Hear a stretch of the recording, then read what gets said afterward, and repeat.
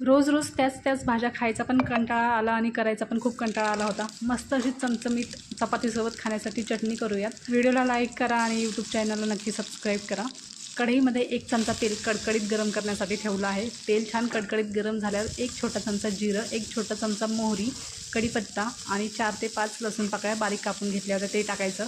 हे सगळं खमंग असं परतून घ्यायचं आहे. आता त्याच्यामध्ये 2 मोठ्या आकाराचे कांदे बारीक कापून घेतले होते. कांदेसुद्धा ह्याच्यामध्ये टाकायचे. कांदे 1 मिनटं तरी आपल्याला चांगले परतून घ्यायचे आहेत. कांदे परतल्यावर त्याच्यामध्ये 1 छोटा चमचा लाल तिखट, छोटा अर्धा चमचा काळा मसाला, छोटा पाव चमचा हळद आणि चवीप्रमाणे मीठ टाकायचं आहे. चांगलं असं परतून घ्यायचं आहे. परतून झाल्यावर त्याच्यामध्ये थोडीशी कोथिंबीर टाकायची आहे. जर तुमच्याकडे काळा मसाला नसेल तर तुम्ही थोडंसं गरम मसाला, धने पावडर आणि जिरे पावडरसुद्धा टाकू शकता.